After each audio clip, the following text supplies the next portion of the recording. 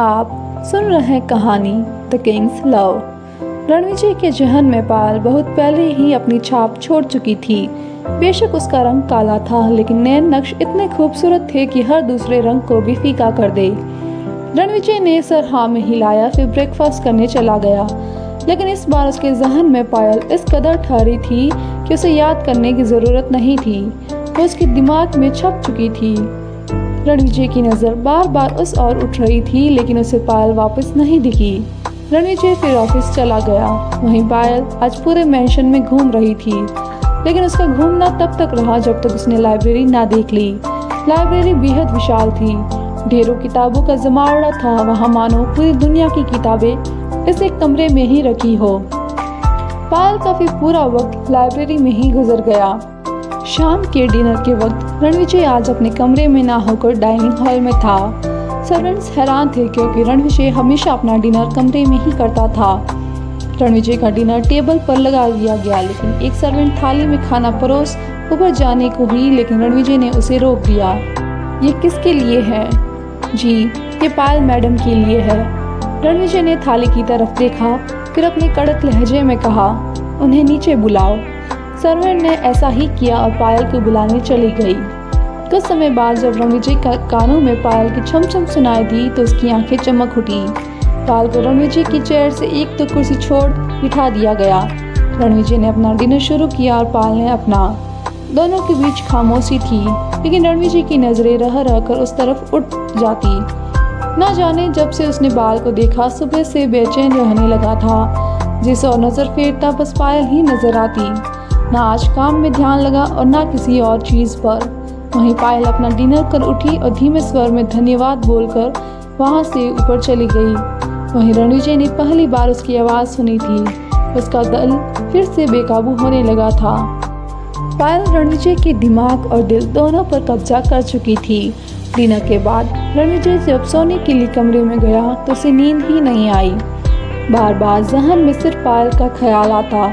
अंदर ही अंदर वो पायल से वापस मिलना चाहता था, उसे देखना चाहता था, लेकिन ना जाने क्यों वो झिझक रहा था। कई देर तक करवटें बदलने के बाद आखिरकार उसे नींद आ ही गई, लेकिन पायल ने सपने में भी उसका पीछा नहीं छोड़ा। अगली सुबह रणविजय के दिन की शुरुआत हमेशा की तरह महादेव की पूजा अर्चना से शुरू हुई, फिर तलवारबाजी की तरफ मुड़ गई। वो महादेव का कट्टर भक्त था और उनका दूसरा रौद्र रूप उसमें भी था। जितना शांत उतना ही कठोर और गुस्सैल। बाहर से जितना सख्त, अंदर से उससे कई ज्यादा कठोर। रणविजय ने अपनी तलवार उठाई और एक नज़र ऊपर की तरफ उठाई, जहां उसे आज कोई नहीं दिखा, वरना पिछले 6 दिनों से वो लगातार दो नीली आंखों को खुद पर महसूस करता था।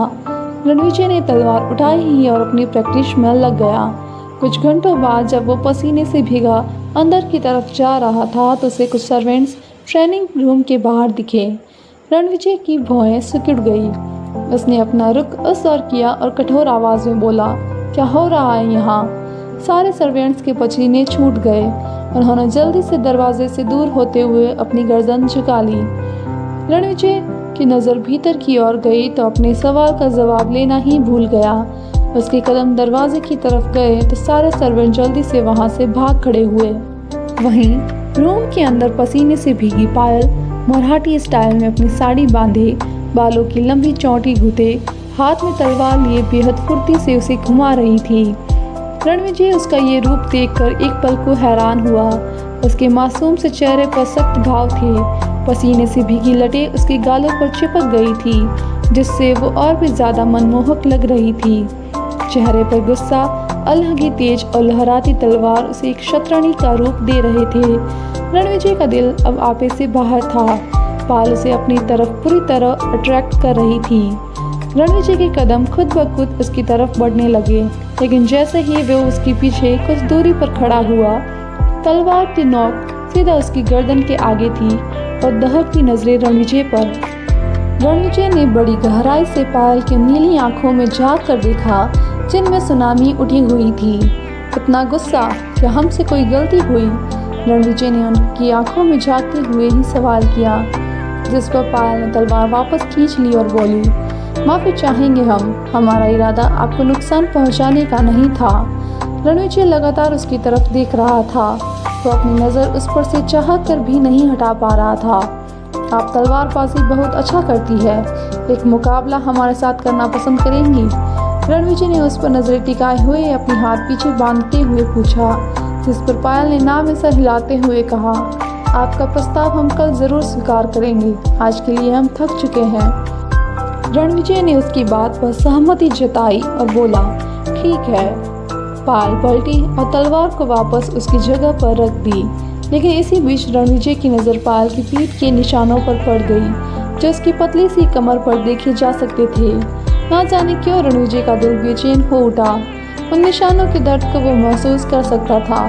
अपनी ट्रेनिंग के दौरान उसने ये सब बहुत बार सहा था, लेकिन नाजुक सी लड़की पर इन निशानों को देख रणविजय को अपने दिल में बहुत दर्द महसूस हो रहा था।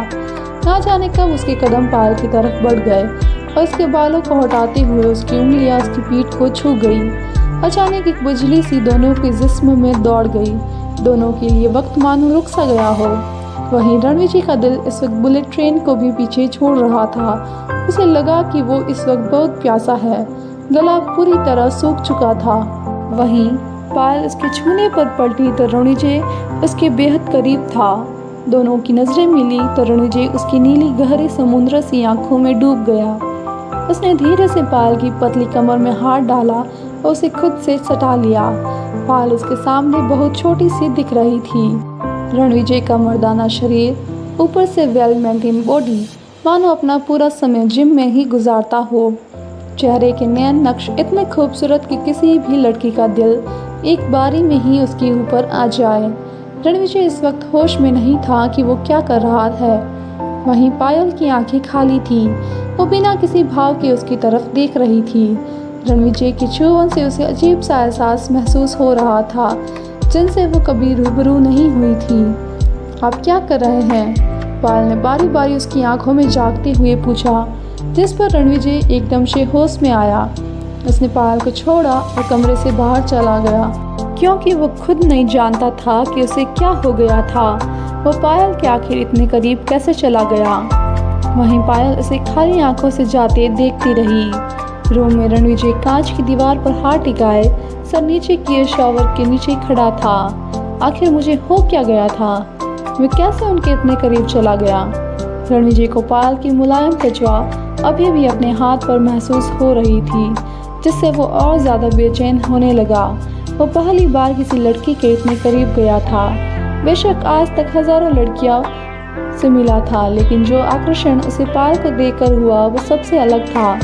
उसने कभी ऐसा कोई विचार नहीं किया था कि वो किसी लड़की के करीब जाएगा या उसे अपनी ज़िंदगी में शामिल करेगा, लेकिन आज पहली बार उसके दिमाग में एक बात थी कि वो पायल को हमेशा के लिए अपने पास रख ले। वो जिंदगी भर उसे देखना चाहता था, अपने इर्द गिर्द उसकी मौजूदगी को महसूस करना चाहता था।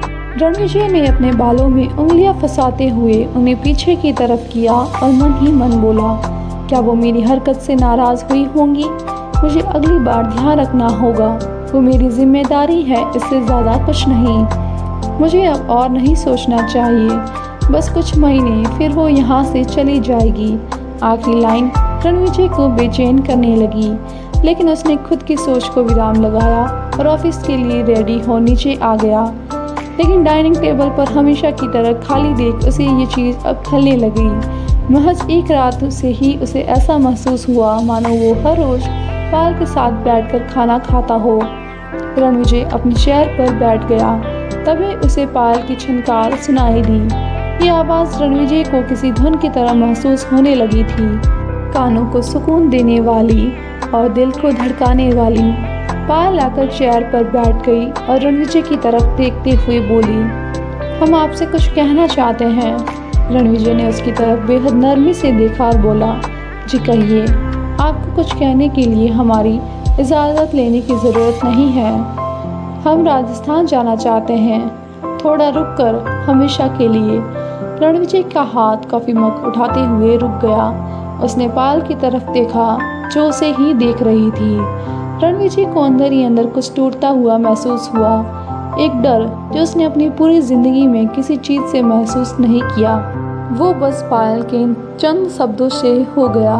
उसे लगा कि कुछ देर पहले की हरकत से पायल नाराज़ हो चुकी है, इसलिए वो अब खुद को अनसेफ महसूस कर रही है।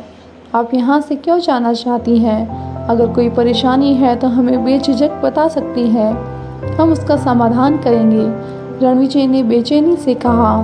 पायल ने नाम में सर हिलाया और काफ़ी शुक्रगुजार होते हुए बोली, नहीं, हमें यहाँ कोई परेशानी नहीं है। आपने हमारी बहुत मदद की है, हमें इस कैद से आज़ाद करवाया और अपनी सुरक्षा में रखा। हम बहुत आभारी हैं आपके। हम जितना आपका धन्यवाद करें उतना कम है, लेकिन हम आप पर और बोझ नहीं बनना चाहते। आपकी अपनी निजी ज़िंदगी है जिसमें शायद हम दखल दे रहे हैं, इसलिए हम यहाँ से वापस राजस्थान जाना चाहते हैं।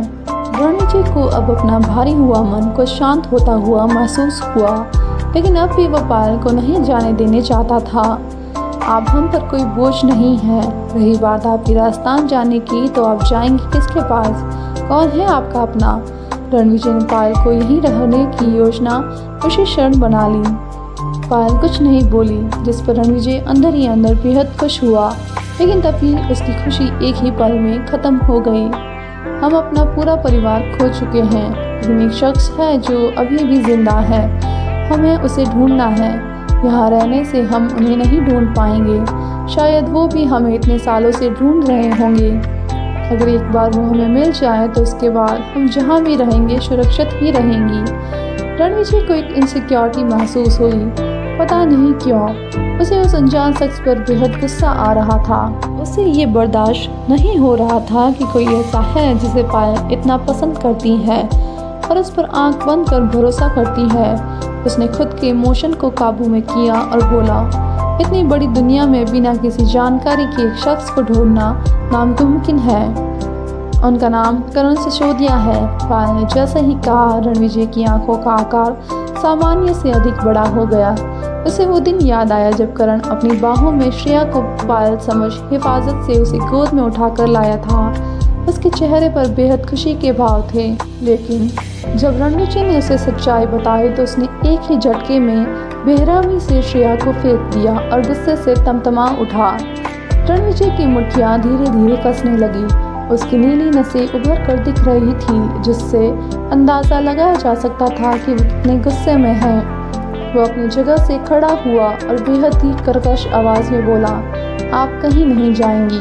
माँ साहिब ने आपकी जिम्मेदारी हम पर विश्वास कर सौंपी है। जब तक आप इतनी सक्षम नहीं हो जाती कि आप बाहरी दुनिया में खुद के बलबूते पर जी सके, तब तक आप यहीं रहेंगी। लेकिन पायल ने कुछ कहना चाहा, लेकिन रणविजय ने उसे बेहद कठोरता से देखा और बोला, मैंने अपना फैसला सुना दिया है।